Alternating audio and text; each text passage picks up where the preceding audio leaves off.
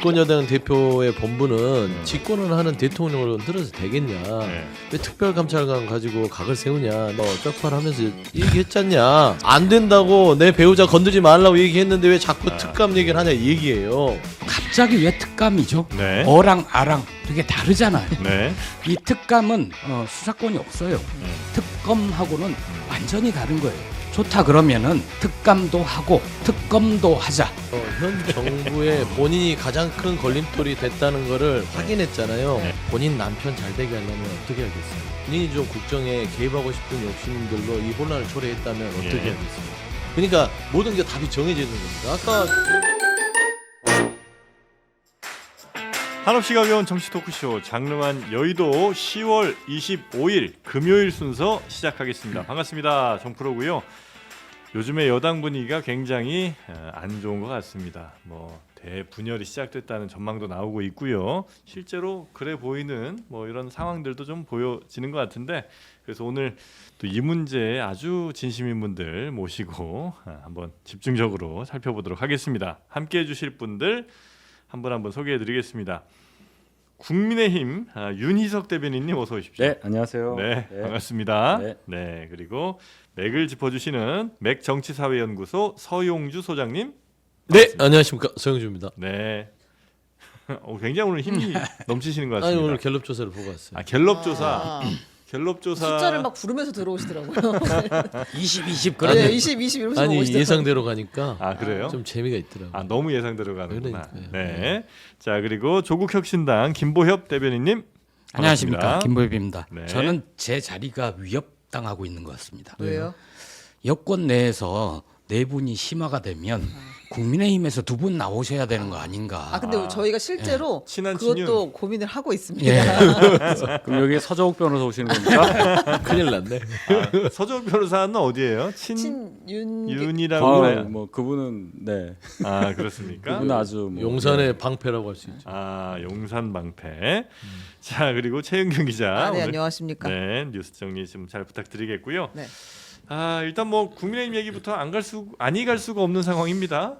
그러게요. 이거를 네. 네 지금 일주일째 지금 우리가 이 얘기를 하고 있잖아요. 네. 조금씩 진전이 있는데 한번 이야기를 해보려고 합니다.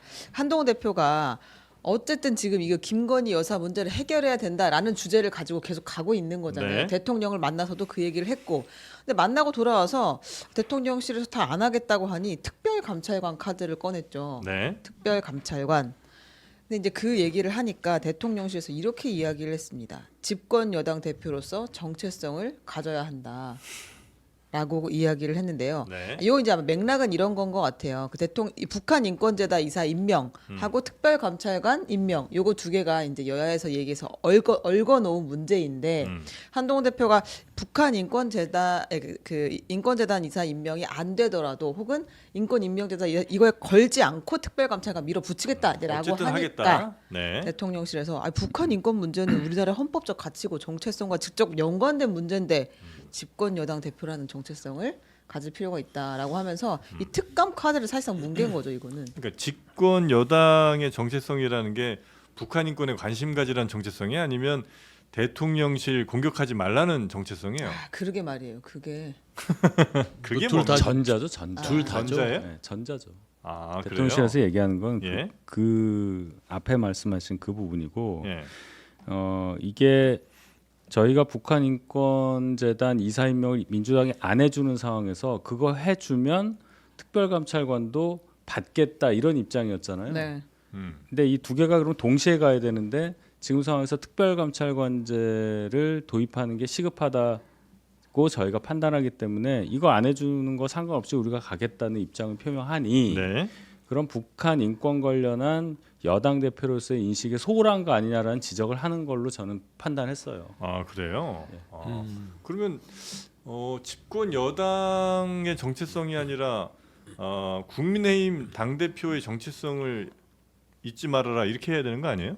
그러니까 왜냐하면 이제 보수적인 가치에 조금 더 이제 무게를 둔다면 야 국민의힘이 그래도 우리나라 보수 정치를 좀 대표하는 그런 정당인데 어떻게 북한 인권에 대해서 그렇게 덜 중요한 것처럼 얘기할 수 있느냐 이렇게 이제 가는 거잖아요. 네. 그 주장이 맞다면. 근데 네. 집권 여당이라는 건 지금 국민의힘이 용산에 대통령을 배출한 그 집권 여당의 아, 예. 대표로서니까 그게 지금 집권 네. 여당의 대표 정체성 얘기하는 거는 지금 너 용산 공격하지 마라 네. 이 얘기 혹시 아니냐는 거죠. 정프로님 말씀은 결론은 특별감찰관제 도입을 서두르는 것이 불편해서 네. 이 얘기하는 거 아니냐 뭐 그렇게 이해하면 되는 거죠. 아, 고맙습니다.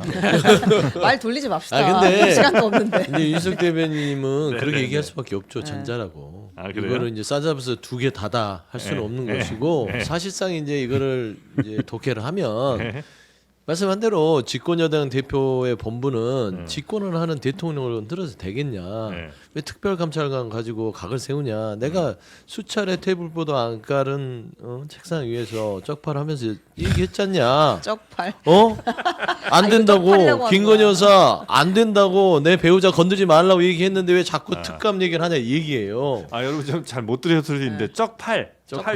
쪽 벌리고 예. 쪽팔입니다. 요게 이제 새로운 쪽팔입니다. 버전. 네, 네. 쪽벌 아니고요. 앉으면 쪽벌이 안 보이니까 예. 쪽팔한 거죠. 네. 본인의 권위를 네. 늘 이렇게 이제 벌림으로써 보여주는 건데 네.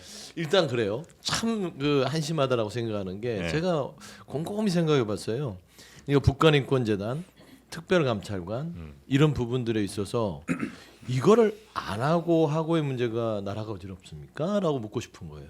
무엇 때문에 나라가 어지럽죠? 김건희 여사 때문에 어지러운 거는 온 국민이 알잖아요. 네. 그러니까 북한 인권재단을 해서 안에서 나라가 어지럽다면 이 문제가 치열하게 붙어야 되죠. 그다음에 특별감찰관을 해서 안에서 나라가 어지럽다면 해야 되죠. 네. 근데 궁극적인 지금 나라의 가장 큰 걸림돌은 김건희 여사의 리스크라는 거는 네. 다 알아요. 네. 근데 대통령만 그걸 했어 부인하면서 업보로 치부하면서 네. 돌 맞아도 돌 던져도 맞고 가겠다.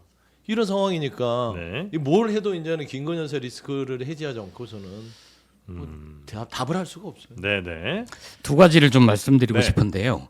저는 도대체 이해가 안 가는 게 북한 주민의 인권과 대통령 주변 인사들의 비위를 감찰하는 특별 감찰관과 네. 왜 두 개가 연계가 되어 있죠? 아, 아니 두 개를 왜 예. 윤석열 대통령이 정 연계하고 싶다면 민주당이 그냥 특권 아니 그 북한 인권 재단 이사 추천해줘 버려요. 추천해줘 버리고 이거 했으니까 됐지. 그러면 특별 감찰관 합시다. 이렇게 문제를 풀면 될 것 같습니다. 두 개는 아무 상관관계가 없는 거예요. 두 번째는 갑자기 왜 특감이죠? 우리는 특검 얘기를 하고 있었고 네. 국회 특검법을 통과시키면 윤석열 대통령이 자기 아내 문제를 계속 거부권을 행사해서 우리는 특검으로 수사권과 기소권을 가지고 있는 특검이 제대로 수사하게 하자라고 그걸 가지고 그동안 논란을 벌였잖아요. 근데 한동훈 대표가 갑자기 특감 얘기를 하는 겁니다. 네. 어랑 아랑 되게 다르잖아요. 네. 이 특감은 수사권이 없어요. 뭘 하는 거냐면 대통령 배우자 그리고 친인척 주변 인사들의 비위 행위를 감찰하는 겁니다. 과거의 범죄 혐의에 대해서 네. 수사를 해서 기소할 수 있는 특검하고는 완전히 다른 거예요.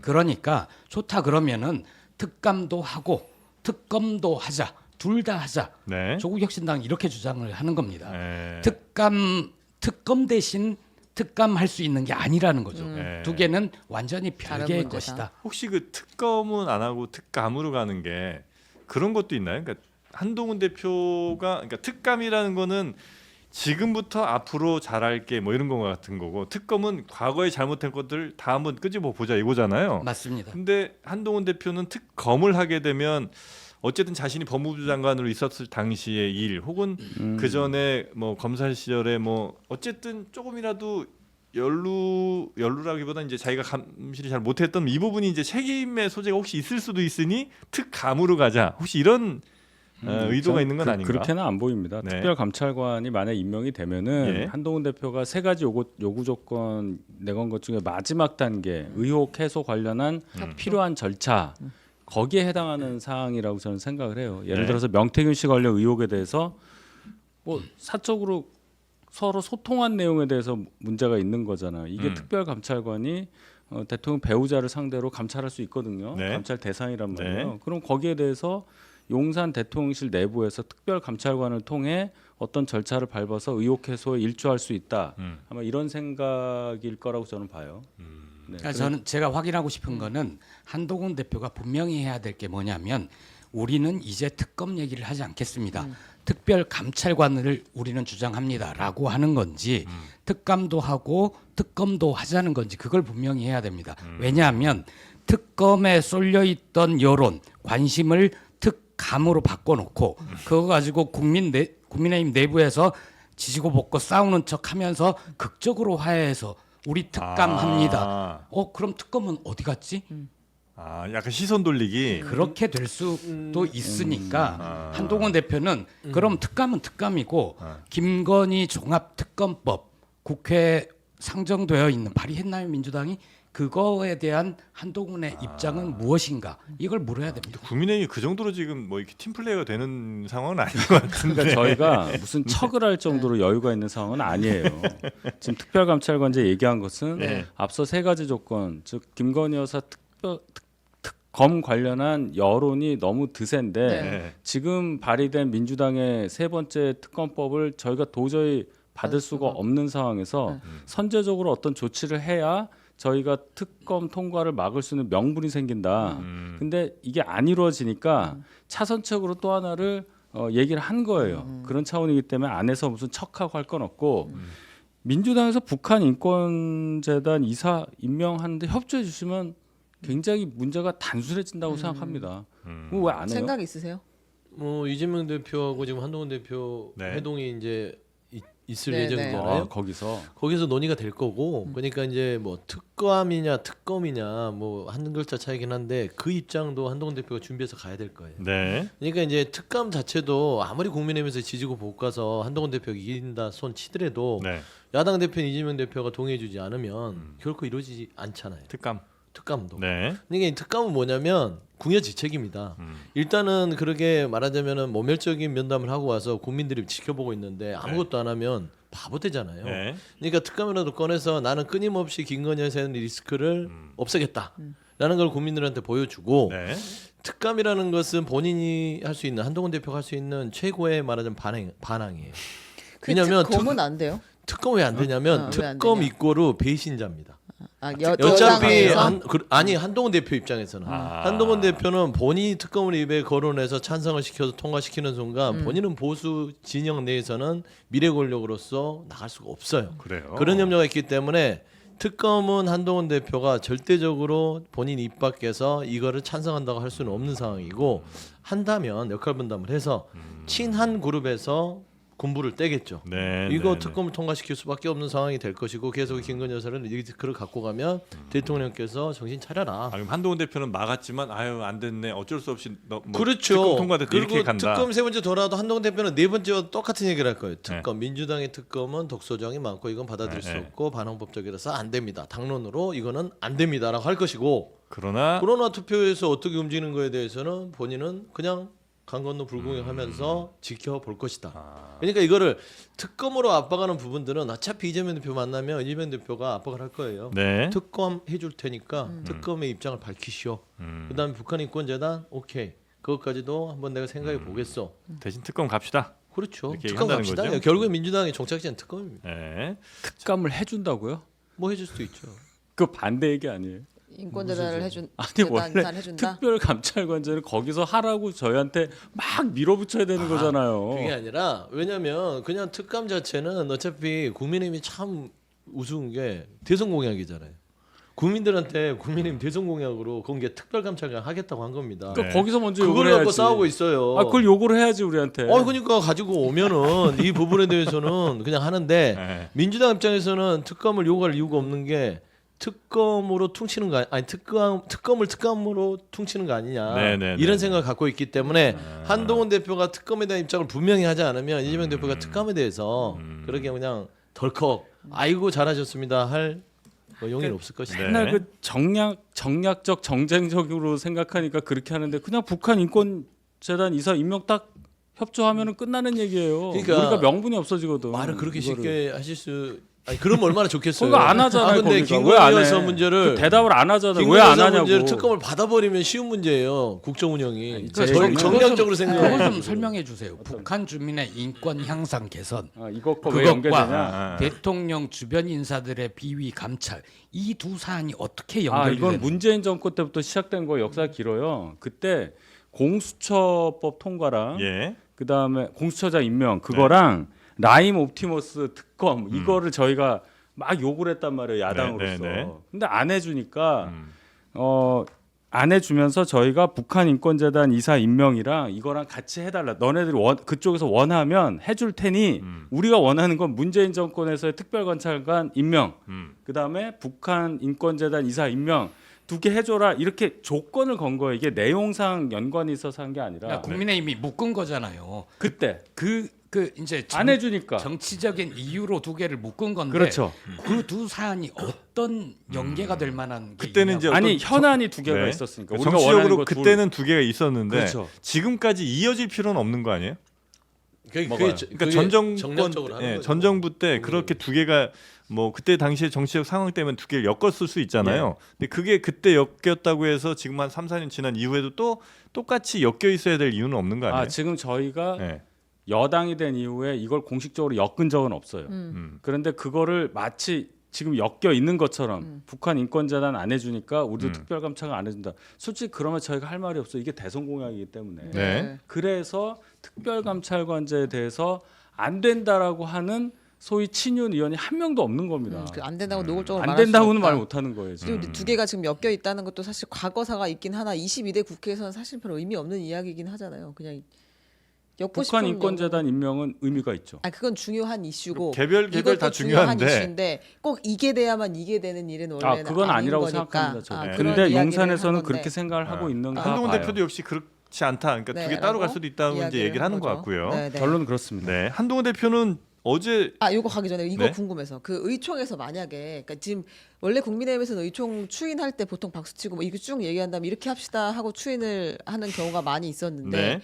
진짜 이렇게 되면 한번 특별 감찰관을 두고 표대결을 한번 해보자 이제 이런 얘기까지 지금 나오고 있는 거잖아요. 친윤계에서 특히 이제 추경호 원내대표 측에서 진짜 그럼 한번 찬반 투표하면은 친한계가 이길 수 있겠어? 이런 얘기까지 나온 상태인데 진짜 표결에 가면 어떻게 되나요? 그 표대결까지 갈 상황으로는 안 가야 합니다. 표까지 그 세는 경우까지 가면 네. 그 감정의 골이 너무 쌓이고 굳이 그럴 필요는 없는 거고 말씀드렸듯이 의원들끼리 있는 단톡방 내에서도 반대한다는 말을 못 하고 있는 상황은 표결에서도 마찬가지예요.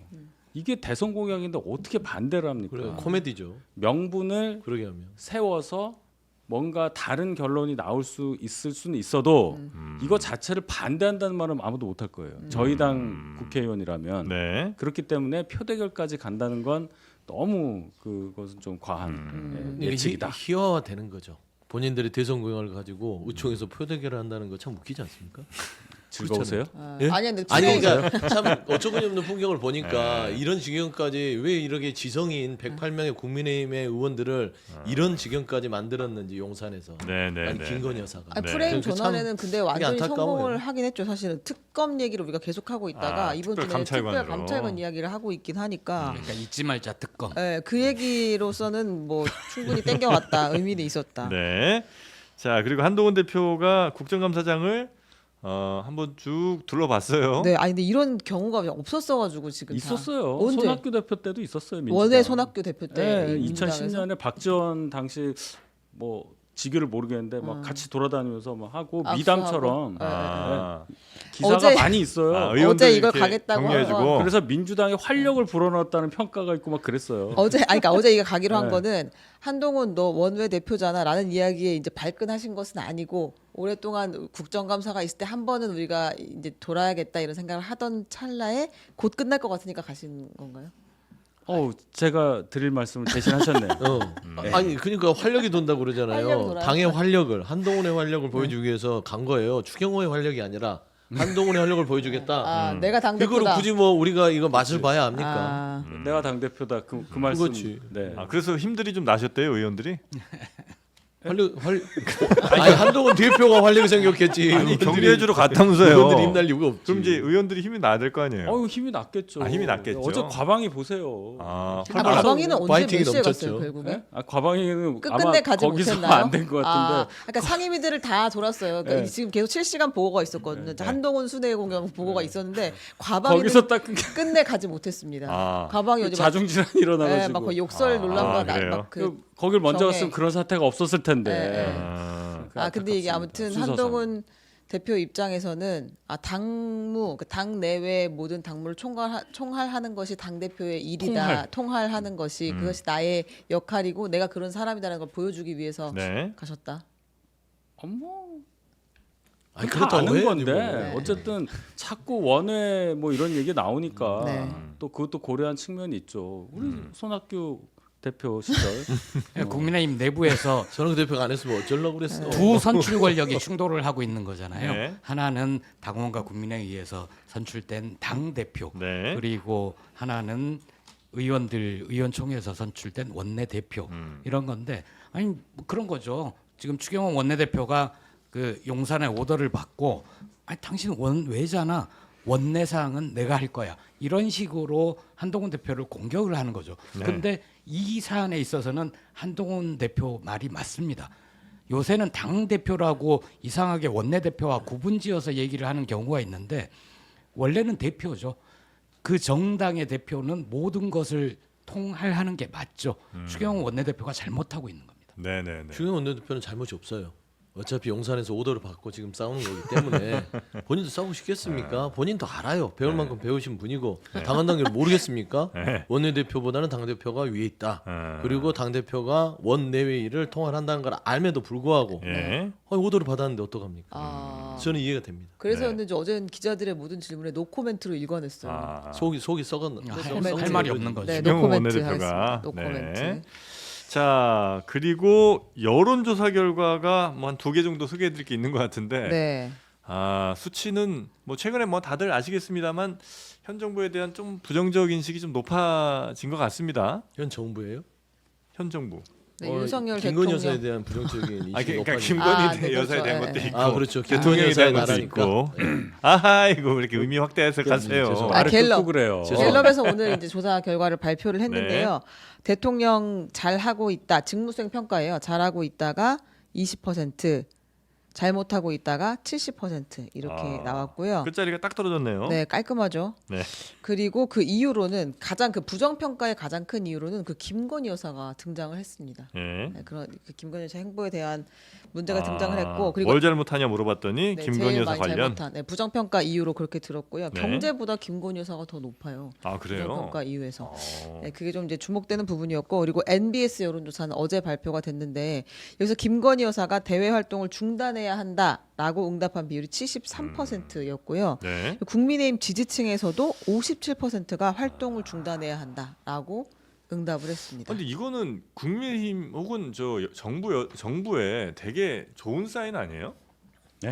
아 이거를 가지고 김건희 여사의 활동을 제약할 수 있을 것 같다. 아니 뭐 그것도 네. 그렇지만 원래 이제 1위가 맨날 경제 문제잖아요. 근데 경제 문제는 정부가 어떻게 해도 잘 안 돼. 아. 근데 이거는 김건희 여사 관련해서는 사실 조금 하면 심플하게 할 수 있잖아요. 경제 문제 해결이 더 쉽지 않을까요? 아니 경제 문제는 아니, 지금 김건희 정부- 여사 문제를 지금 해결을 못 하고 있는 지가 너무 오래됐기 때문에 어우, 제가 봤을 때 굉장히 노력하면 경제 문제가 수준 더 높은 대화를 하고 계시네요. 빨리 해결될 수도 있을 것 다 같아요. 뼈가 있어요 양쪽 예. 다. 그 훨씬 더 이게 좋은 사인 같은데 혹시 이 수치들은 어떻게 해석하고 계신지 우리 윤희석 대변인님부터 한번 가볼까요? 뭐 죄송하죠. 대통령 지지율이 딱 또 20%또 나오니까 저희 입장에서 뭐 드릴 말씀이 없고 또 부정평가 이후로 김건희 여사 문제가 경제 문제를 제치고 맨 먼저로 올라갔다. 네. 저희가 어떤 식으로든 이걸 해결했었어야 되는데 아직까지 해결을 못하고 이렇게 국민께 부담을 드리게 돼서 송구하게 생각합니다. 네. 김건희 여사는 좋으시겠어요? 1등 하셔서. 또왜 그렇게 또 아니 근데 그래요, 또? 이게 봐봐요. 현 정부의 본인이 가장 큰 걸림돌이 됐다는 거를 확인했잖아요. 네. 그러면 본인이 공적 지위도 없고 그러나 영부인으로서 대통령을 말하자면 옆에서 좀 내조를 하는 분이면 네. 본인 남편 잘 되게 하려면 어떻게 하겠어요? 어떻게 해요? 그러니까 어떻게 해야겠어요? 그다음에 두 번째 대한민국을 정말 걱정해서 본인이 좀 국정에 개입하고 싶은 욕심들로 이 혼란을 초래했다면 어떻게 예. 하겠어요?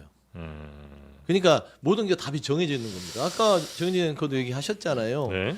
따지고 보면 경제 문제, 외교 문제, 그 다음에 독선 뭐 이런 부분은 태도 문제잖아요. 이거는 굉장히 좀 애매한 문제예요. 매년 이건 나오는 그러니까 문제이긴 이거는 하고. 뭐 어떻게 확연하게 하기가 네. 쉽지 않고 은연중에 국민들이 비판하는 부분인데 네. 김건희 여사 문제는 딱 대상이 있어서 네. 드러내면 되는 겁니다. 그렇죠. 그러면 해결이 되는 건데 네. 이거를 대통령께서 업보라고 생각하고 업보요. 이런 게 지금 돌을 막고 있는 거잖아요. 이 돌을 던져도 막고 가겠다고 하니 예. 김건희 여사 여보를 계속 지고 갈 것인지에 대해서는 대통령의 결단의 문제다. 라고 봤을 때는 쉬운 문제일 수 있어요. 네. 근데 저는 좀 안타까운 게 벌거벗은 임금님이라는 게 있잖아요. 네. 그런 우화가. 네. 근데 대통령이 벌거벗은 임금님으로 다닌 것까지는 좋으나 네. 보통 그 우화도 벌거벗은 임금님이 본인이 벌거벗었다는 걸 아는 순간 옷을 입는데 그냥 계속 벌거벗고 다니겠다고 이렇게 말을 하시는 지금 현 상황이 참 부끄럽고 창피하다. 이미 현실 인식을 못할 수 없는 상황에서 그렇죠. 그런데도 불구하고 계속 벗고 뚜벅뚜벅 다니겠다는 간다는 거는 네. 이 방송에서 네? 서 소장님 맥을 잘 짚어주는 서 소장님이 여러 차례 얘기를 하셨어요. 숫자는 지금 의미가 없다. F에서 F 플러스 뭐 이런 게 없듯이 20 다음에는 이제 조만간 10%대로 떨어질 텐데 네. 이 숫자는가 의미하는 건 국민들께서 심리적 탄핵 상태를 넘어서 이제 탄핵할 결심을 하고 계신 거다. 그걸 보여주는 숫자다. 저는 그렇게 봅니다. 헤어질 결심을 하고 있다. 예, 2017년 대통령 박근혜 파면은 2016년 비선실세 최순실이 세상에 등장하면서 그때부터 시작이 된 거거든요. 네. 왜 국민들이 화를 냈냐면 나는 대통령을 박근혜를 찍어서 그분한테 내 권력을 위임을 잠시 했는데 맡겼는데 이건 대통령하고 친하다고 국정에 개입하고 여러 이권에 개입해 이건 내가 못 참지 이런 거란 말입니다. 지금 나타나고 있는 게 똑같아요. 지금 최순실의 자리로 누가 가고 있는가? 2024년 현재 최순실의 자리에 명태균 씨가 가 있습니다.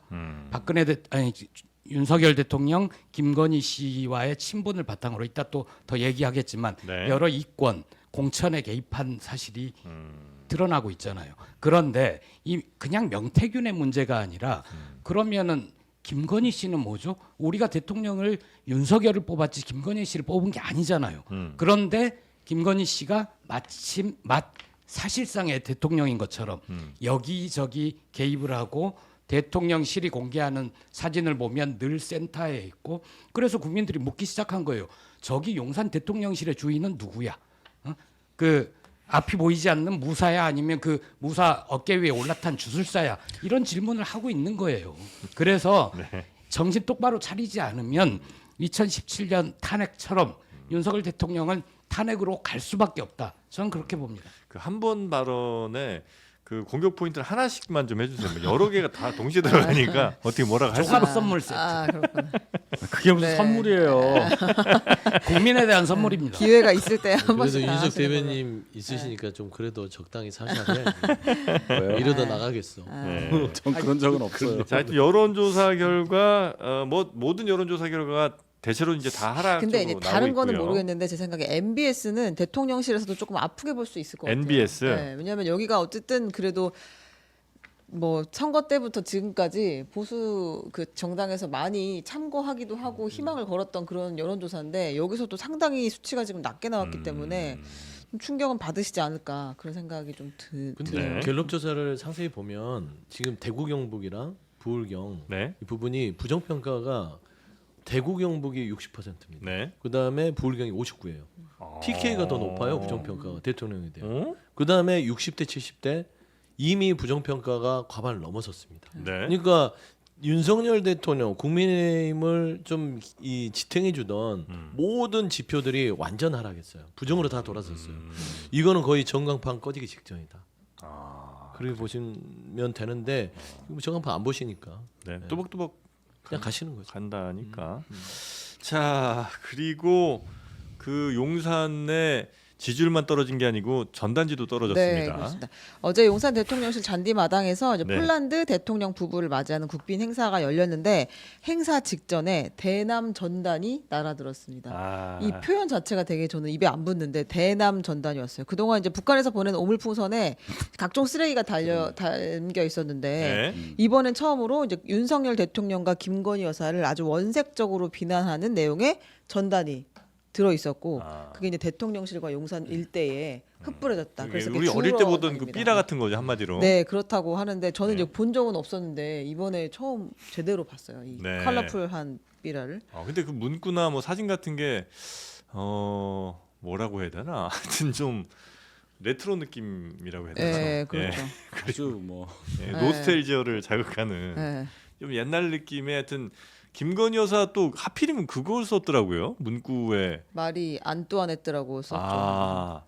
저희가 또 거기로부터 자유롭지 못한 네, 그래서- 방송이잖아요. 네. 거기서도 봤나? 진짜 뜨끔했어 그것 때문에. 예. 네. 아, 그 여기서 한 김경률. 얘기여가지고. 아니까요. 그래서 이게 뜨끔하셨구나. 네, 네. 뜨끔했어요. 그 북한이 혹시 이거 보나? 아, 네. 저는 이게 전단지의 내용도 내용인데 네. 심각하게 봐야 될 문제가 네. 북쪽이 이제 데이터를 갖기 시작했다.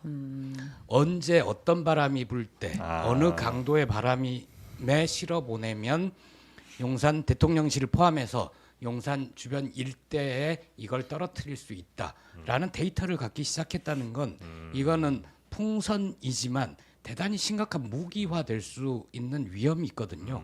그렇기 때문에 이걸 중단시켜야 됩니다. 중단시키는 방법 어렵지 않거든요.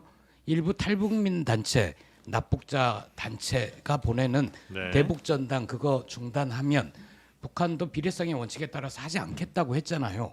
속는 셈 치고 안 해보는 거죠. 근데 윤석열 대통령은 오히려 더 부추기니까 그 전단 보내면 북한 주민들의 인권이 향상됩니까? 그거 아닌데 아무튼 걱정됩니다. 아 근데 제 그거는- 용산이 뚫린 거는 근데 약간 위험한 문제 아니 아니에요? 용산이 뚫렸다는 게 아니라 여기 아마 GPS 달아가지고 풍선 날려서 터뜨렸겠죠. 그 지점에 네. 있으면 떨어지게 했겠죠. 네. 근데 이걸 가지고 북한 인권이 우리가 반대로 대북 전단 보내서 북한 인권이 향상되는 것도 아닌데 그거를 그쪽 속는 셈 치고 안 해주면 비례 원칙에 따라서 그쪽이 안 해줄 테니 이걸 막자는 말씀은 그건 이해가 안 가요. 이 표현의 자유라는 거 그걸 되지 않더라도 우리가 80년 동안 속았는데 또 속아요? 또 속는 셈 치고 그럼 우리는 계속 수세적으로만 대북 관계에 있어서 자세를 잡아야 된다는 얘기인데 네. 자 그쪽에서 예를 들어서 이거를 이 전단지 외에 다른 거를 뭐 용산에 떨어뜨린 거나 저는 그럴 수 없다고 봐요. 그거는 네. 거의 전쟁하자는 얘기라서. 그럼요. 못합니다 그렇게. 네. 하면 뭐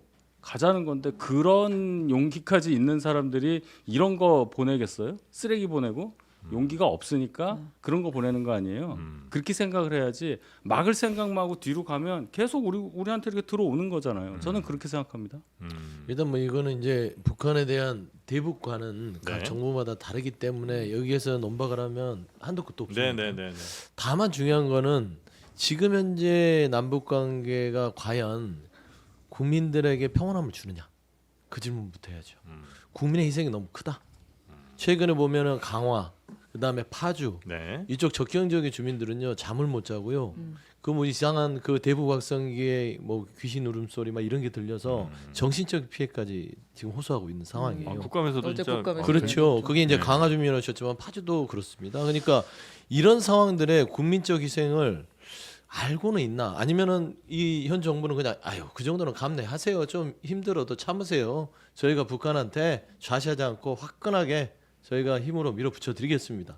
이런 식의 과연 정책이 맞느냐라는 네. 걸 한번 돌이켜보고 그다음에 이 오물풍선은 저는 다른 의미가 있다고 봐요. 무인기에 맞서서 김여정이 그런 얘기를 했죠. 이제는 GPS를 달아서 오물풍선을 보내겠다라고 말을 하고 나서 현실화된 겁니다.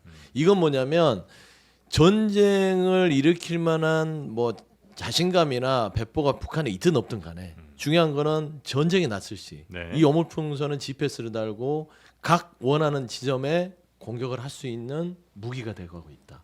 그러면 여기에 대한 방어책 이런 부분들이 국방 우리 현재 윤석열 정부에 있느냐? 저는 없다고 봐요. 아니, 전쟁 났을 때 오물풍선 보낸다고요? 아니 저는 충분히 있다고 봐요. 전사정포로 쏘면 아니 되지 뭘. 그러니까 이게 이제 전시 이런 부분까지 얘기를 하면 한도 끝도 없는데 네. 그런 오물풍선을 무기화하고 있는데도 우리 당국은 아유 쓰레기나 떨어지는 거니까 아무것도 아니야. 그런 이거는 얘기는 정말 아니에요. 허술한 안보 그런 얘기는 인식이다. 아니에요.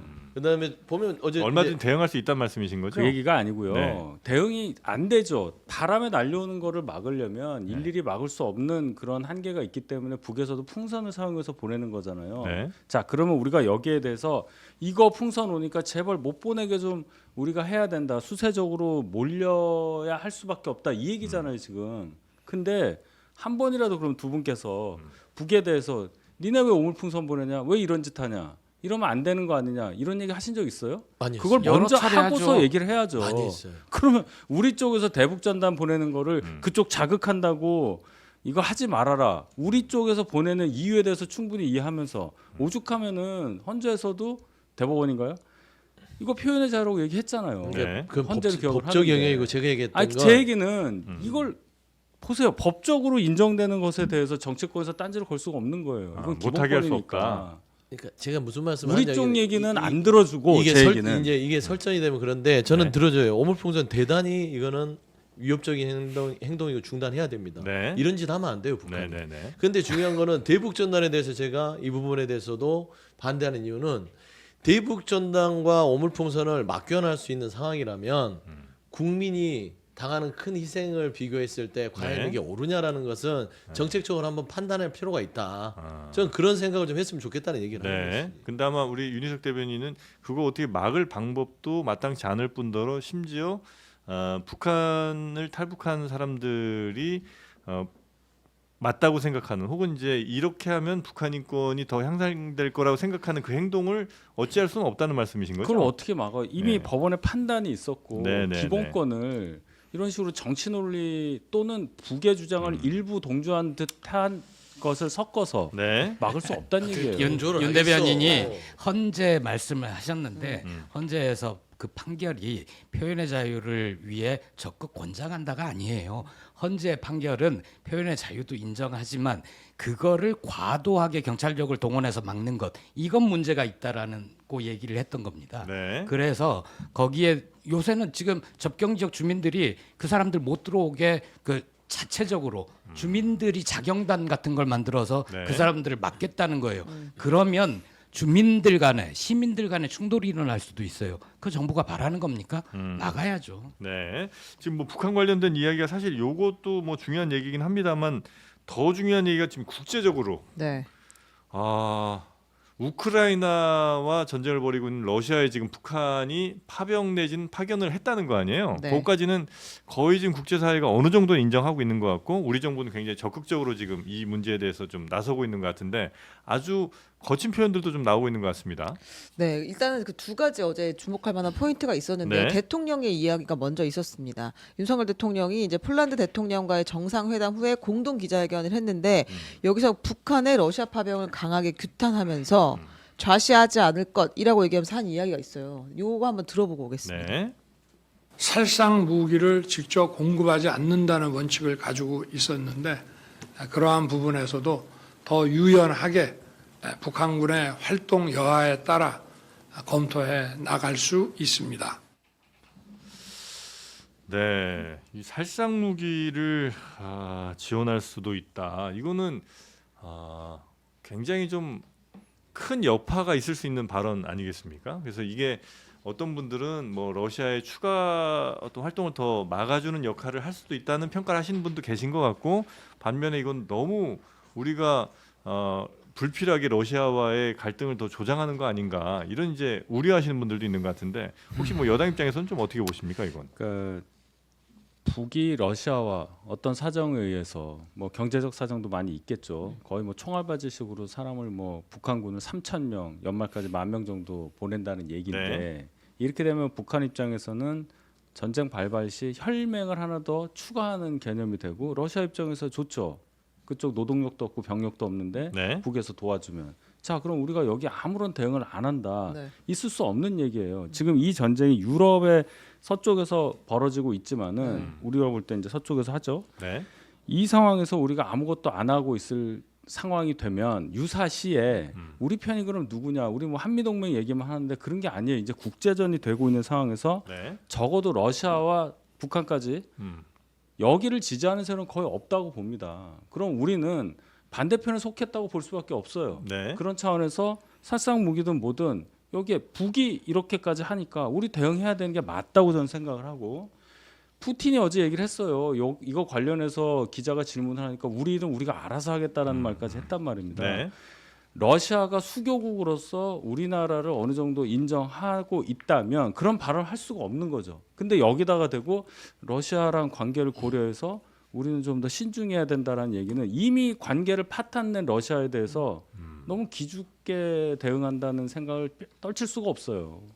아니 러시아의 그렇잖아요. 관계를 고려하는 게 아니라 우리가 이 전쟁에 왜 우리가 그러니까 끼어들어야 그런 생각이란 되느냐는 말이에요. 생각을 자, 북이 이로 갔잖아요. 네. 자, 북이 가서 뭘 원해서 갔을까요? 유사시에 러시아와의 관계를 더 단단히 해서 뭔가 군사적으로 이득을 얻겠다. 뭐 혈맹 이미 관계, 뭐 군사 조약까지 이제 한 거고 그다음 예. 미사일 기술 원하겠죠. 그럼 우리는 예. 뭐 하고 있어요? 우리도 한미 동맹만 보고 뭐 미국이 지켜줄 거야 이렇게만 있어야 합니까? 국제사회 특히 서유럽, 유럽, EU 이쪽 국가도 이게 이제 나토 때문에 벌어진 얘기인데 네. 우크라이나의 나토 가입 문제 때문에 벌어진 얘기인데 우리는 서방이에요. 음. 서방 세계에서 참전하고 있는 전쟁에 우리가 아무리 지리적으로 떨어졌다고 해서 남의 나라 거기서 저쪽에 있는 거기에 우리가 왜 개입해서 굳이 여기에 긴장을 만드냐 하는 얘기는 대원군 같은 생각이라고 봅니다. 아, 근데 예를 들면 나토가 어쨌든 뭐 굳이 얘기하면 당사자는 아니지만 당사자와 매우 가까운 위치에 있는 나토가 요구를 한다면 우리가 가능한 뭐 다른 나라에서 전쟁이 벌어질 때도 역시 마찬가지겠습니다만 우리는 가능한 뭐 평화적인 목적의 뭐 유지군이라든지 아니면 무슨 비살상 무기라든지 아니면 뭐 경제적 지원이라든지 이런 것까지는 최대한 좀 소극적으로 하더라도 적극적으로 굳이 살상 무기 이야기 꺼내고 혹은 뭐 파병 가능성 얘기 꺼내는 건 너무 좀 자, 우리가 예. 우리 땅에서 만약에 그런 불행한 사태가 일어났다고 생각해봐요. 우리 전쟁이 땅에서. 벌어졌다고 네네네. 쳐요. 그럼 유럽에서 먼 나라니까 뭐 의무병 정도 보내고 뭐 구호 물자 정도 보내주는 게 좋을까요? 아니면 실병력까지 보내주는 게 우리한테 좋을까요? 역으로 생각해 보잔 말이에요. 네. 그 얘기입니다. 그러니까 그냥 간단한 얘기예요. 저는 이제 이거를 중심을 어디에 두느냐를 좀 따져요. 네.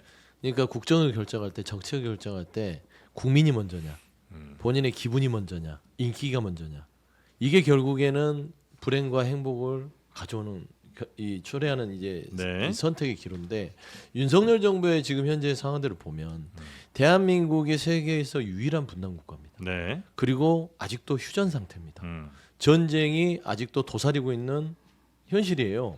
그랬을 때는 조금 더 신중하게 봐야 되는 것이고 북한이 러시아에 파병을 했다는 것은 북한은 지금 현재 한반도에서 전쟁도 불사하겠다라고 마음먹은 것이라고 많은 전문가들이 읽고 있습니다. 네. 거기에 혈맹으로 러시아를 등지고 있고 미사일, 핵까지 러시아와 힘을 합쳐서 장착하겠다. 네. 그러면 전쟁이 났을 때는 우리는 한미 동맹이 있기 때문에 염려 없어? 그 염려는 없겠죠. 다만 전쟁이 나면 누가 불행하죠? 뭐 우리가 망가지는 국민이 불행한 겁니다. 네. 중요한 거는 지금 전쟁을 북한은 준비하고 있고 러시아의 파병을 통해서 저는 예행 연습을 하고 있다는 부분에 있어서는 굉장히 큰 우려가 있어서 네. 저는 기분 내키는 대로 그냥 살상무기 지원할게. 물론 지원을 검토한다고 했지 지원한다고 한 적은 없어요. 그래서 어떤 그런 맞대응으로서 얘기는 할 수 있으나 실질상 살상무기를 줌으로써 한반도의 긴장을 고조시킬 이유는 없다. 조금 더 신중하게 러시아라든지 외교적인 문제로 좀 전쟁의 좀 리스크를 좀 줄여나가는 방식으로 하면 어떨까라는 많은 고민들을 하고 있어요. 네. 예, 저희가 얘기를 하면서도 여러 가지 견해가 다를 수 있는데 한 가지 부탁드리고 싶은 거는 만약 한반도에서 전쟁이 일어난다면 이런 전제를 가지고 얘기를 안 했으면 좋겠어요. 그거는 우리의 모든 걸 잃는 끔찍한 상황이거든요. 그걸 막자고 정부가 있고 국방부가 있는 겁니다. 네. 또 제가 얘기를 시작을 하면 오해를 하실 것 같아서 미리 입장을 밝히면 저나 조국혁신당은 북한군의 러시아 파병을 단호히 반대합니다. 왜냐하면 한반도의 평화, 세계 평화와 안전에 해를 끼치는 행위이기 때문입니다. 네. 그 다음에 이제 얘기를 말씀드리면 네. 이 상황의 그 정세와 뭐 무기와 각종 이익과 이런 거를 먼저 떠올리기 마련인데 저는 이런 상상을 해봅니다. 남한의 노동자들이 만든 포탄이 다른 곳에 가서 비슷한 나이대의 북한 군인들을 죽이는 데 사용된다면 이거 정말 끔찍한 상상 아닙니까? 그리고 이미 그런 일이 예비되고 있는 게 살상무기 지원 윤 대통령 언급했다고 하는데 네. 이미 155mm 포탄인가요? 미국에 수출하는 방식으로 우회해서 갔죠 이미. 우크라이나를 지원을 하고 있어요. 살상무기가 이미 가 있어요. 네. 거기에 북한군이 가면 거기에 그 포탄이 쓰이면 우리 남한에서 만든 무기가 북한 군인을 죽이는 데 사용되는 겁니다. 네. 어제 한기호 국민의힘 육군 중장 출신이죠. 이 양반의 문자는 저는 그래서 끔찍한 거예요. 그 아까 총알바지라는 표현을 쓰셨는데 용병, 총알바지 그런 표현을 쓰면서 몹시 안타깝다라는 거를 깔고 있는 게 아니라 한기호 의원의 문자를 보면 포탄으로 폭격을 하고 미사일로 해서 북괴군의 피해를 입히고 그걸 가지고 심리전으로 활용하자 이런 제안을 하는 거잖아요. 어떻게 그렇게 끔찍한 상상을 합니까? 잠깐만요. 그거를 막기 위해서 정치가 있고 국회가 있는 거죠. 자, 남북 관계를 민족 개념으로 보시는 거예요, 국계 개념으로 보시는 거예요? 제가 그 문제를 말씀드리고 사람의 싶어요. 문제로 봅니다. 사람의. 지금 그 얘기하는 거 아니에요. 저하고 지금 그런 인문학적 얘기할 때가 아니고요. 북은 이미 우리나라를 대한민국이라고 지칭하면서 적대국 최고의 적대국이라고 얘기하고 있는 상황이에요. 네. 거기에 뭐 우리 노동자가 만든 포탄이 어디에 쓰이고 이런 식으로 감상적으로 죄송한 표현인데 감성적으로 표현할 만한 여지는 없다고 생각합니다. 요거 얘기 한번 전달을 할게요. 네. 방금 얘기 나왔으니까 어제 이제 국방위 국감장에서 나온 그 사진이에요. 이게 이제 네. 기자가 아마 찍은 사진인 것 같은데 한기호 의원 국민의힘 한기호 의원과 신원식 국가안보실장이 나눈 텔레그램 메시지가 포착이 됐습니다. 네. 이제 한기호 의원이 우크라이나와 협조가 된다면 러시아에 파병된 북한군 부대에 미사일을 타격해 그 피해를 심리전으로 쓰자라고 제안을 했고 신 실장이 잘 챙기겠습니다. 오늘 긴급 대책회의 했습니다라고 대답을 했습니다. 그리고 네. 또 이제 한기호 의원이 파병이 아니라 연락건도 필요하지 않느냐라고 질문하니까 신원식 그 실장이 그렇게 될 겁니다라고 이야기를 했습니다. 근데 이게 우리가 그렇게 적극적인 메시지를 내고 혹은 액션을 취하는 것은 우리에게는 어떤 뭐 이익이라고 하긴 좀 그렇습니다. 무엇을 우리는 얻을 수 있는 겁니까? 아, 우크라이나 요 관련해서. 네네네. 자꾸 이제 유사시 얘기하지 말라고 하시니까 네. 그래도 대비해서 생각은 해야죠. 네네네. 한미 동맹 있으니까 걱정 없겠죠라고 아까 말씀하시더라고요. 그런 거 아닙니다. 그렇지 않죠. 예, 우리도 우리는 이제 조금이라도 자주국방 우방을 해야죠. 군사적으로 우리를 도와줄 수 있는 네. 쪽을 많이 확보하는 게 맞는 거잖아요. 우리가 아. 핵을 갖고 있는 것도 아니고 저쪽은 네, 핵을 네, 갖고 네, 있고 네. 그런 차원에서 방비라는 거를 왜 그러냐? 그거 필요 없는데 이렇게 말씀하실 분은 없을 거예요. 그러니까 우크라이나를 우리의 더 적극적인 지금 편으로 만들기 우크라이나랑 러시아 네. 전쟁이 단지 러시아 쪽에서 벌어지는 딱 두 나라 간의 전쟁이라고 보는 시각은 없잖아요. 네. 유럽에서 영국, 프랑스 다 독일까지 다 참전하고 무기 네. 보내고 음. 다 그러는 거 아닙니까? 네, 미국도 네, 네, 마찬가지고 네. 직접 참전은 안 하지만 네. 그러면 그쪽과 어차피 편이 나눠져 있는 상태에서 우리나라가 지리적으로 떨어져 있다고 해서 미국도 네. 떨어져 있어요. 네. 그럼에도 불구하고 우리에게 미국은 요구를 하는 거 아니에요. 베트남 전쟁까지는 아니지만 네. 그런 가운데 국제사회에서 역할을 해줘야 음. 우리가 그런 상황이 벌어졌을 때 그들의 도움을 받을 수 있는 자격이 생긴다는 거예요. 명분도 있고요. 네네네 좋습니다. 그러면 이제 그 역할을 해야 되는데 그 역할을 하는데도 여러 단계 혹은 뭐 여러 온도가 있을 수 있잖아요.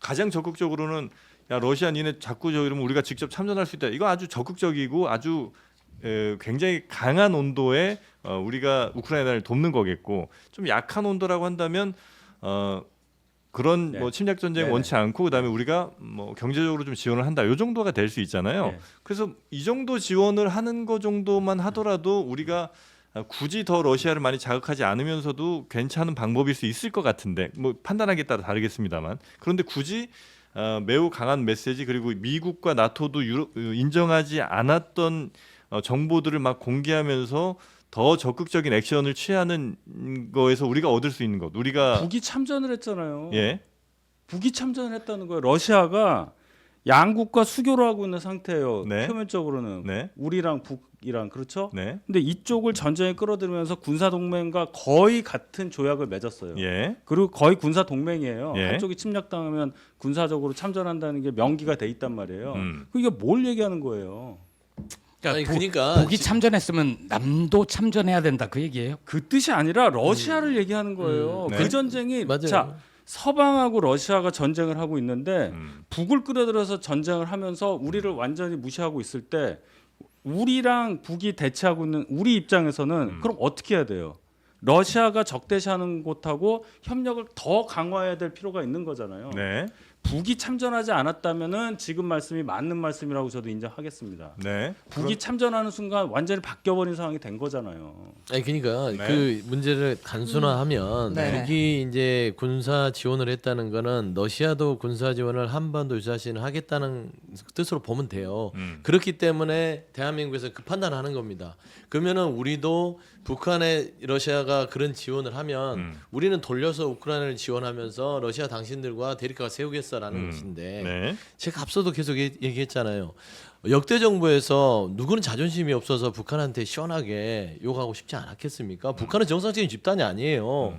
오르면서 달리면서 가는 이유는 그들이 무섭거나 그들이 정상이거나 그런 게 아니라 국민 중심주의입니다. 한 번에는 전쟁은 안 된다라는 것이고 네. 그래서 김대중 대통령이 그렇게 해표청에서 썼던 것도 힘으로 못 눌러서가 아니라 이 집단은 햇볕을 통해서 좀 이렇게 유화적으로 해서 통일로 이루는 길로 가자. 네. 그래야만 한반도에 전쟁이 없다는 것인데 지금 러시아 부분에 대해서 전략적 모호성을 버리고 이렇게 확실하게 그냥 선을 그어서 우리는 살상 무기를 가지고 러시아와 적대적으로 가겠다.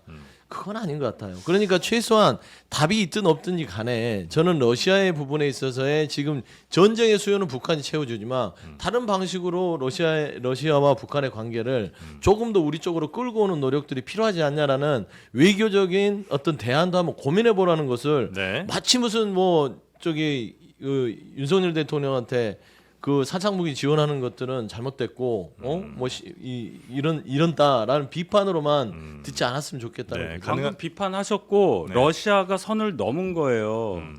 군사 동맹 우리의 가장 최우선 적국인 네. 유일 적국이라고 봤던 북한하고 군사 동맹을 맺은 후에 병력을 파병을 받았단 말이에요. 그러면 러시아가 잠재적 적국이 된 거예요 이미. 그럼 아니. 거기에 대해서 대항하는 우리의 움직임을 네. 어떻게 외교적 노력으로 이걸 막으라는 얘기가 외교가 가능합니까? 외교가 그런 거예요. 외교 그러니까 해보셨어요? 시원하게 뭐 외교 해보셨어요? 우리 외교 안 해봤잖아요. 그러니까 제가 그 얘기는 안 해요. 외교는 분석하고 외교는 평론을 해보고 외교는 정책도 내봤죠. 외교 해보셨어야 하는 것은 대단히 이게 토론 과정에서는 아니, 안 무슨 좋은 말씀이에요? 지적이에요. 군사적으로 이미 넘어갔다는 뜻이에요. 아니, 외교의 아니, 단계를 그게 넘어갔다는 그러니까 얘기입니다. 러시아와 아, 중국이 네, 네, 우리하고 네, 네. 적국이라고 합의해보기 우리가 어려울 것 그러면 같아요. 그동안 네. 러시아 중국과 어떤 거래가 없었어요. 아니, 네. 말씀 수교가 낮춰주세요. 없었으니까. 저는 외교 영역을 넘어간 군사 알겠습니다, 영역으로 알겠습니다. 넘어갔다는 뜻으로 네. 얘기한 그러니까 거예요. 전략적 모호성이라는 외교적인 네. 정책이 왜 둘다 존재하냐면 전문가 아니니까 여기서 얘기 끝냈으면 아니어도 좋겠어요. 한반도는 분단 알겠습니다. 국가이기 때문에 우리가 전쟁을 아, 안 된다는 이거는 얘기죠. 이렇게 얘기할 게 아닌데 네, 네. 너무 일방적으로 네. 얘기하시니까 굉장히 불편합니다. 알겠습니다. 그 윤희석 대변인 말씀은 아마도 이건 이제 더 이상 외교의 문제를 넘어서 이제 군사의 문제고 안보의 문제라고 아마 판단을 하시는 것 같고 네. 그럼에도 불구하고 서영주 소장님 같은 경우는 러시아를 더 적대적으로 몰 생각보다는 어떻게든 우리가 좀 더 끌어들일 생각, 우리 편으로 조금이라도 만들 생각을 하는 게 더 현명하다는 아마 말씀을 주시는 것 같습니다. 판단하시겠죠, 윤석열. 네. 자 그리고 명태균 씨 관련된 뉴스도 있는데 간단하게만 좀 보고 넘어갈까요? 네. 오늘 한겨레에서 보도를 했는데요. 네. 명태균 씨가 2022년 10월, 네, 그 대통령이 경남 창원의 국가 첨단 산업단지 창원 산단 선정을 발표하기 5개월 전, 네. 2022년 10월에 그 국민의힘 김영선 의원 지역구 사무실에서 네. 창원시 공무원들에게로부터 관련 보고를 받았다라는 보도가 나왔고요. 그리고 이제 산단 입지 선정을 위해서 현장 조사를 하러 창원에 온 국토교통부 실사단을 명태균 씨가 직접 안내했다는 증언도 있었다. 그러니까 이제 공식 직함이 전혀 없는 민간인인데 국책 사업 대상지 선정에 네. 개입한 양상이 구체적으로 드러나고 있다라는 걸 이제 보도를 요거는 했습니다. 뭐 누구에 의한 저 자료 소스가 어떻게 되는 겁니까? 아, 이걸요? 한겨레 기자가 근데 요 내부에 네. 요 당시 그 산단 선정 과정에 네. 땅을 산 사람이 아마 있는 거고 그 사람 명태균 씨 지인인 것 같아요. 아, 그 사람과 네. 당시 이 상황을 함께 이제 추진을 한 그 네. 사람들이 있는 것 같습니다. 아, 제가 기사를 꼼꼼히 보니까 취재가 탄탄한 것 같아요. 네. 예. 창원시 공무원들도 있고 그리고 그 미래한국연구소 네. 명의상 대표인 분 멘트도 있고 그리고 실제 산단이 들어설 곳에 땅과 건물을 산 명태균 씨의 지인의 얘기도 있고 네. 해서 서류와 증거와 증언으로 뒷받침된 명태균 씨가 2016년 최순실 자리로 걸어 들어간 게 들통이 난 거죠. 그 명태균 씨가 뭐 이런 얘기 좀 있었잖아요. 창원 산단에 뭐 이권 개입을 했다 이제 이런 이제 예전에 추측 보도 같은 게 좀 있었던 것 같은데 거기에 이제 증거들이 조금씩 더 나오는 거라고 지금 보고 계십니까? 그러니까 창원산단 부분들은 이제 조금씩 나오는데 이제 대위비가 네. 굳이 이게 아예 공개되면 안 되는 게 아니라 공무원들만 일단은 보는 것이죠. 네. 일반인에게는 발표를 안 하는 자료를 대입이라고 했을 때는 뭐 이제 극비문서는 아닌 것 같은데 다만 명태균 씨가 이때는 아무리 그 김영선 전 의원 네. 방에서의 본부장 역할하고 실세였다 하더라도 공무원 아니잖아요. 네. 그렇기 때문에 저는 이 부분들이 명태균 씨에게 보고가 됐다는 거 그리고 일반인에게 갔다는 것은 네. 충분히 문제가 된다는 것이고 창원산단 주변에 땅 거의 한 106만 평 정도 된다고요. 네. 그 당시에 지금 모 언론사에서는 거기에 등기부를 다 떼서 지금 조사를 하고 있답니다. 그러면 이제 거기에 이 명태균 씨와 관련된 사람들이 네. 땅을 샀거나 차명으로 보유를 했다면 경제적 이득도 있는 것이고 이게 또 주목해야 될 게 창원으로 갈 부분들이 결국엔 다른 지자체의 희생으로 이루어진 게 아닌가. 아, 이게 결국, 어떤 좀 큰 힘이 작용했다면 이 또한 또 큰 문제로 번질 수 어차피 있다. 어디론가 가야 한다면 선택의 문제라면 다른 곳이 포기되고 여기가 선정되어야 그렇죠. 되는 거니까. 네. 우리 윤희석 대변인께서는 좀 어떻게 괜찮아지셨죠 지금? 좀 불편함 푸신 것 같아요. 네. 이게 아니 그죠. 좀 푸세요. 말이 안 나오네. 명태균 씨 이 창원 산다는 얘기가 정말 이 보도대로 이게 사실이라면 네네. 이건 뭐 할 말이 없는 거예요. 이런 사람은 뭐 검찰 아니라 뭐 특검을 하셔서라도 네. 이거 다 파악을 하고 음. 사실관계 다 확인해서 처벌 받아야 되겠죠. 네. 이런 보도가 자꾸 이어지니까 제발 좀 결론이 빨리 났으면 좋겠어요. 빨리 이거 수사 좀 빨리 계속 해라. 나오니까. 네네네. 그렇죠? 이거 여당 입장에서 굉장히 좀 불편하고 짜증나는 그런. 그렇죠. 소식이 이 사람 있는 거죠? 도대체 뭔지도 저희도 모르겠어요, 사실은. 근데 온갖 군데를 이렇게 하니까. 네, 검찰 수사 좀 빨리 해라. 아니 근데 이 건이 그냥 네. 명태균 씨로 끝나는 사안이 아니잖아요. 네. 이 나중에 창원 산단 얘기는 윤 대통령이 몇 달 뒤에 비상경제회의인가요? 거기서 공식적으로 발표를 합니다. 네. 네. 그 발표하기 몇 달 전에 명 씨는 알았다는 거고 이거는 명태균 씨한테 창원시의 부시장, 뭐 국장 이런 사람들이 가서 보고하고 국토위의 평가위원들을 데리고 현장 안내를 하고 이게 가능했던 거는 명태균이란 사람을 보고한 게 아니고 명태균 뒤에 김영선, 명태균 뒤에 윤 대통령 김건희 씨와의 친분 이런 게 작용을 한 거죠. 그걸로 영향력을 행사한 거죠. 네. 그러니까 수사가 명태균에 그쳐서는 안 되고 도대체 명태균이 어떻게 이런 걸 누릴 수 있었는가까지 수사가 나가야 되는 거고 그러려면 특검이죠. 네. 그렇죠. 명태균 씨로 지금 그 나라가 혼란스러운 게 한 50일이 지났습니다. 제가 지금 카운트를 하고 그러네요. 있는데 50일 됐어요, 벌써. 50일 넘었어요. 9월 9월 3일, 아, 9월 시간이. 3일부터니까. 네. 근데 이거를 그대로 이건 놔둔다는 게 저는 납득이 안 돼요. 그러니까 이거는 조치가 됐어도 벌써 했어야 되는데 네, 네, 이건 네. 좀 더 납득이 안 되는. 9월 5일이네요. 네, 9월 5일. 9월 1일. 거의 뭐 진짜 9월 5일. 거의 50일 됐죠. 딱 50일 됐네요. 네. 어. 그리고 이제 여기에 대해서 뭐 명태균 씨는 뭐 보도에 대한 굉장히 불만을 아마 표하는 땅 이런 한 평 산 적 SNS도. 없다라고 이야기하면서 네. 정신과 치료받는 사람한테 듣고 검증 없이 기사를 썼느냐 이렇게 이야기를 했습니다. 네. 아, 근데 여기서 그 뉴스토마토가 보도한 것들이 되게 이제 또 길고 어렵게 나왔는데 여기서 제가 봤을 때 이제 아주 의미 있다고 볼 수 있는 거 딱 한마디가 있는 것 같아요. 이준석 의원이 이 기자 뉴스토마토 기자를 만나서 또 다시 설명을 하는 과정에서 이걸 녹취한 게 나온 거 아니에요. 지금 최근에 네. 또 어떻게 이렇게 오늘 아침에 나왔죠? 돌아가는지 모르겠는데 여기서 제가 봤을 때 의미 있는 대목 딱 하나였던 것 같아요. 지방선거 공천 김건희 개입 맞다. 나랑 한 대화들이 꽤 있어. 이렇게 얘기한 게 있거든요. 이준석 네. 의원이. 나랑 한 대화라는 게 두 사람 간의 전화이거나 나는 이준석이고 그렇죠. 상대는 김건희 여사를 이야기하는 것 같아요. 공천 개입 관련해서 네, 지방선거 공천 김건희 개입 맞아. 나랑 한 대화들이 꽤 있어. 이렇게 이야기를 한 걸 보니 네. 설명하는 과정에서 이 얘기가 나온 것 같고 이제 한 번 나온 게 아니라 비슷한 맥락 얘기가 한 번 더 나오거든요. 네. 그러니까 이제 실제로 이준석 그 당시 대표가 김건희 음. 여사랑 공천 관련해서 대화를 했던 것 같다. 근데 그게 무엇인지는 아직까지 밝혀지지는 않고 있다. 네네. 이 정도가 이제 조금 더 알아봐야 될 대목인 것 같습니다. 만약에 김건희 여사 뭐 이게 어떤 인터뷰 형식은 아니었던 것 같고 그냥 좀 편하게 이야기하는 과정 중에 이런 얘기가 좀 있었던 것 같은데 네네. 김건희 여사와 김건희 여사가 공천에 개입했다는 그 이야기들이 충분히 있을 법한 그 녹취가 만약에 이준석 대표가 있다면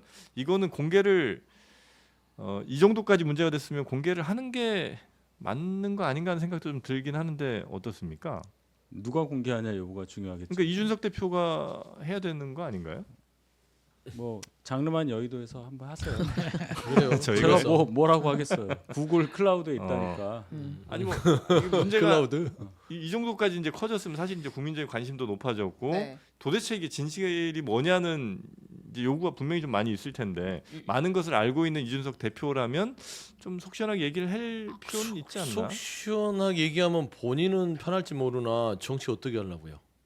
이준석 그럼 안 편한 거지. 그러니까요. 아니 근데 이거를 본인이 형량을 할 거예요. 근데 저는 이준석 의원의 전원으로 이루어진 기사이긴 하나 네. 이게 따지고 보면 김건희 여사나 이준석 그 지금 의원 간의 대화 녹취가 아니잖아요. 네. 그냥 이준석 의원이 당시 기자를 만나서 이래이래한 상황 설명을 그렇죠, 하는 걸 그렇죠. 기사로 예. 썼기 때문에 네. 이거는 이준석 의원이 스스로 밝히고 이게 거짓이었다, 허풍이었다 얘기를 하든지 입장을 밝혀야 될 문제이고 네. 여기에서 더 진척될 수는 없을 것 같아요. 이준석 의원이 밝히지 않는 한. 그렇죠. 지난 50일 동안 명태균 의혹이 나왔고 거기에 조연처럼 등장한 인물이 이준석 의원이거든요.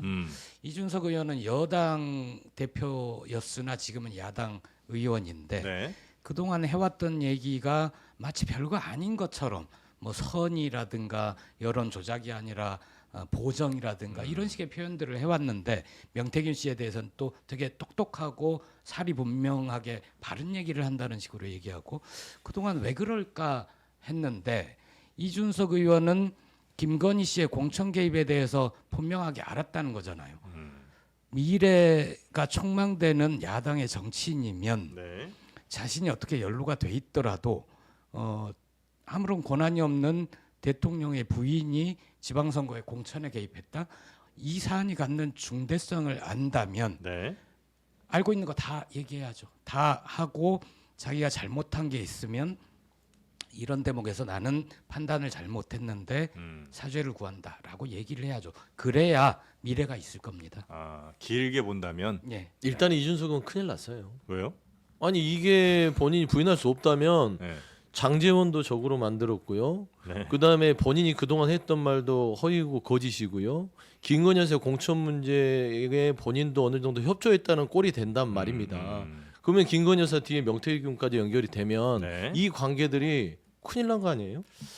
이 부분에 대해서는 아마 이준석 의원이 해명 내진 뭘 하긴 하겠죠. 뭐 하겠죠. 녹취까지 공개하진 않더라도. 네. 오늘 아침에 또 이제 인터뷰에서 이야기를 일부 했는데요. 예. 그러니까 대선 과정에서 김건희가 이준석에게 전화해 조언, 오더 부탁한 적 있느냐 이제 이렇게 질문 똑같이 받았어요. 예. 실제 현장에서 뭐라고 얘기했냐면 그렇지 않고 내가 항상 먼저 연락을 했다. 이를테면 김건희라는 이름을 파는 사람, 호가호위하는 사람이 있을 때 혹시 실제로 이 사람을 아냐라고 김건희 여사한테 묻느라고 전화를 했었다라고 이제 대답을 하긴 했거든요. 톤은 약간 다릅니다. 이 박형광 기자랑 얘기했을 때와 네. 오늘 이제 공식 인터뷰를 했을 때와 톤은 좀 달라요. 알겠습니다. 뭐 워낙 이제 핫한 이슈들이다 보니까 네네. 아마 이준석 의원에게 질문들이 앞으로도 많이 좀 갈 텐데 네. 그 질문들에 대한 답들도 뭐 좀 국민적인 의혹이 없도록 잘 해소해 주시기 바라겠고 네. 오늘 분위기 때문인가요? 예. 슈퍼챗이 조금 들어왔습니다. 정말. 루나76님 감사합니다. 무슨 분위기요? 이건 파이트몬이라고 봐야죠. 그렇죠. 네. 파이트몬. 제이슨 리님 예전요? 제 거예요? 내 값이야? 7만 겁니까? 7만 내 3천 원. 거지. 대단히 감사합니다. 매는 보또- 내가 맞은. 아 이름 얘기할 때 가만히 생겼어요. 보또님 감사합니다. 성남 총각님도 꾸준히 보내주시는 거 잘 받고 있습니다. 자 오늘 파이트 머니는 여러분께 따로 지급이 될 예정이고요. 역시 금요일 그래도 여러분이 잘 해주신 덕분에 또 오늘도 원래 잘 안 나오는데 10,000명 넘게 또 봐주셨습니다. 대단히 감사하고 힘들어요. 네 다음 주에는 조금 더 누더기가 되도록 한번 싸워주시기 바라겠습니다. 이제 11월만 기다리고 있을 거야. 아 근데 그 아, 네. 열받으시면 네. 막 이게 종이 이렇게 막 이렇게 하시잖아요. 이거 왜 하시는 거예요? 근데 이거는 우리 윤희숙 대변인님. 의식이 없어요. 아니 아까 막 화나시니까 막 종이를 막 이렇게 막 뭐라도 해야 이게 되는 거 아닐까요? 아 그래요? 알겠습니다. 뭐 그런 걸 물어봐. 네, 다음에 그 용도 종이를 따로 좀 드리려고 그러죠. 네, 이렇게 접으신 용도로 뒤끝이 있으시네. 애착 인형을 하나 준비해. 저랑 2차전 하세요. 애착 인형 우리 김보엽 대변인님을 갑니다. 자 오늘 함께해 주신 세 분 대단히 감사하고요. 다음 주에 뵙겠습니다. 네, 감사합니다.